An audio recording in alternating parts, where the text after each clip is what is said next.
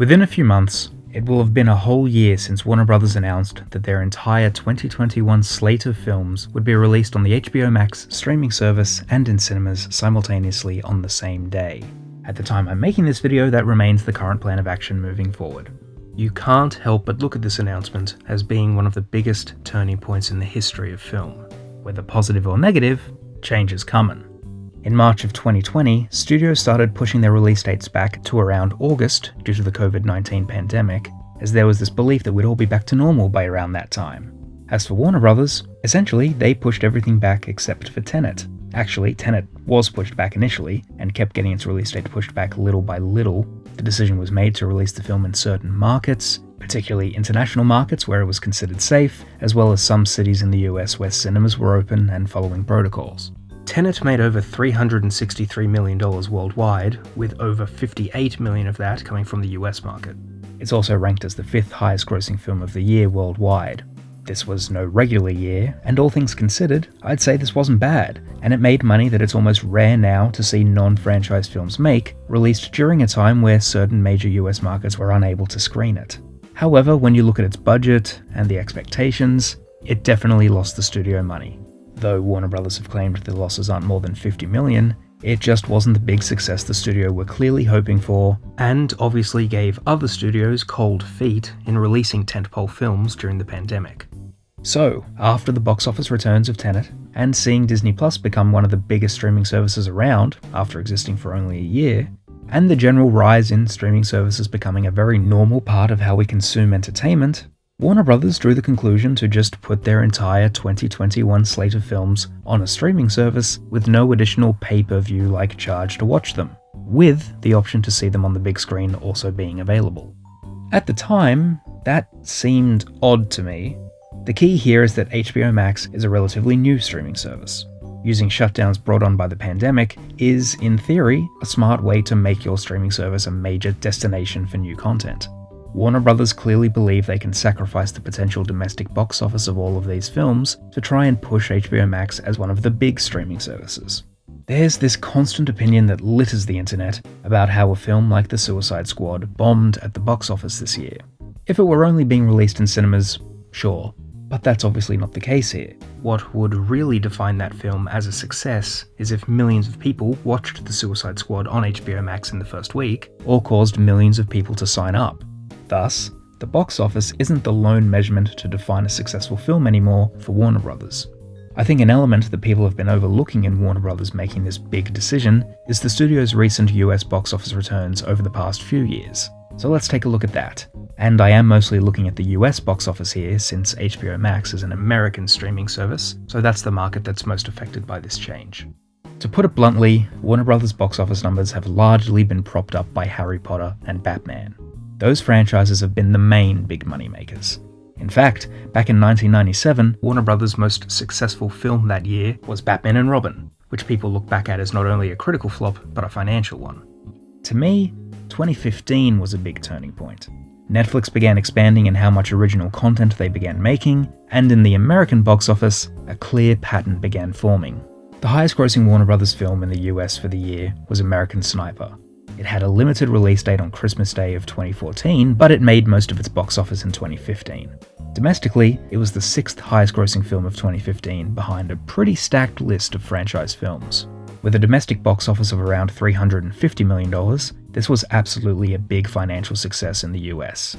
The next two films on the list for Warner Bros., San Andreas and Mad Max Fury Road, neither of which cracked the domestic top 10 of the year, finding themselves ranked down at 20 and 21.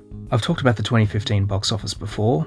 Please check out my Tomorrowland video for more of that. It was a very competitive year where Warner Bros. Didn't really have a major franchise film, as I don't count Mad Max as a major franchise, at least at the time the film was released. 2016, however, was a very different year. Batman v Superman, Suicide Squad, and Fantastic Beasts and Where to Find Them. Now, all of these films did much better internationally than they did domestically, particularly Fantastic Beasts. And there was a lot of talk at the time that Batman v Superman was a big disappointment. Nobody cares about Clark Kent taking on the Batman. One could argue that Batman and Superman are both more famous characters than the likes of Captain America or Iron Man, but while these might not have been as successful as hoped, in the grand scheme of things, these films did lead to a profitable year in the box office for Warner Brothers. 2017 was a more interesting year. Only one of their films managed to crack the worldwide top 10 of the year, which was Wonder Woman, coming in at number 10. However, in the US market, Wonder Woman was actually the third highest grossing film of the year. This is particularly funny when 2017 also saw the release of Justice League, which came in domestically at number 11, and at the beginning of the year you just would have assumed the big crossover film featuring Batman was going to do much bigger business than a Wonder Woman solo film. This is where the power of reviews or word of mouth comes into play. Though the studio also saw some success that year with It and Dunkirk, I think they were probably expecting more from their two Lego movies of the year, and especially from Blade Runner 2049. While I'm sure Warner Brothers are happy with the many accolades it received, the film likely lost the studio around $80 million. The only other film I wanted to discuss was Kong Skull Island, which didn't make a ton in the US, but did in the international markets, so there you go. 2018 is a hard year to try and analyse. Warner Brothers' most successful film of the year was Aquaman, which made a very large portion of its money in the international markets. Warner Brothers' next most successful film of the year was A Star is Born. A film I'm sure the studio expected would be a much bigger hit was Spielberg's Ready Player One. Though it did likely make a profit, I don't doubt the studio expected this to be one of the more successful films of the year. Another eye-opener was the second Fantastic Beasts film, which made much less than its predecessor, and is currently, in fact, the least successful film from the Harry Potter franchise yet. A surprise hit of the year for the studio was Crazy Rich Asians, which made more in the US than both the Fantastic Beasts sequel and Ready Player One, for what it's worth. So, of Warner Brothers' three most successful films in the US market for the year, two of them were quite low budget and weren't connected to any franchises or based on nostalgia or anything. I know A Star is Born is a remake of a remake of a remake, but I'd be willing to bet the star power of Lady Gaga had much more to do with that film making money than anything else. The takeaway from 2019 is also strange. The studio's most successful film of the year, both worldwide and domestically, was Joker. Relative to its very modest budget, this has to be one of the biggest profits the studio has ever made. Then, with the major accolades that came with it, no matter what you might think of the film, it was a giant success. Warner Brothers also saw some success that year with It Chapter 2, though it made much less than its predecessor, and that's kind of much of the story of the year. Shazam wasn't a money loser either, but at that point it was the lowest grossing film of the new DC film universe. Detective Pikachu, again, not a money loser, but made less than you'd think considering the star power of Ryan Reynolds and the brand recognition of Pokemon. Godzilla King of Monsters was again less successful than its 2014 predecessor.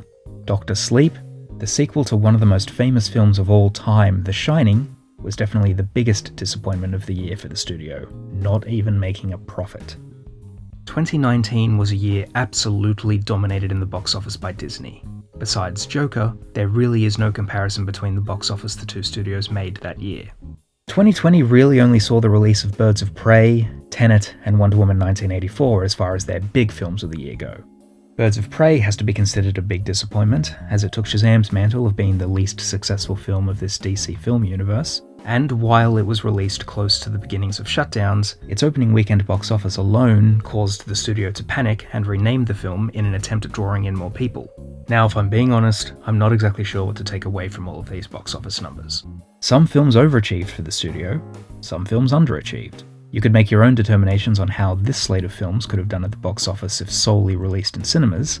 I would think it would be fair to assume that Matrix 4 in particular would be successful, but who knows? And I know many people, including Denis Villeneuve, are upset by something as visually stunning as Dune appears to be, being thrown on something that people can watch on their phones. There's a bunch of other films on here that I don't think would have made a huge impact at the box office at first glance, though, again, recent history shows that you never know what might connect with people. You'll also notice that a film like The Batman, currently scheduled for release in 2022, is still being advertised as getting an exclusive cinema release. Times are changing when it comes to measuring success in film, and if Warner Brothers later think they've made a huge mistake, then they'll just stop and continue to release these films in cinemas. If this ends up being a huge success, then we'll start seeing some other changes made by other studios. For example, Marvel did end up making Black Widow available on Disney Plus under the Premier Access model after initially announcing that they wouldn't. But then, preceding events caused Disney to not do the same thing with other upcoming Marvel films. With the option to still see these films in cinemas, it was clear that large portions of audiences still wanted to see some of these films on the big screen. So there's also evidence that audiences don't want cinemas to completely go away. As for myself, I would hate it if cinemas disappeared. You're locked in, forced to focus on the film and not be distracted by your phone or whatever else. Of course, I've also had plenty of negative cinema experiences too, due to annoying audience members. That's where watching films in the comfort of your own home also has its advantages. Time will tell if cinemas will continue to thrive, or if it'll just be a place for really passionate film lovers to go. I guess we'll see. Thanks for watching.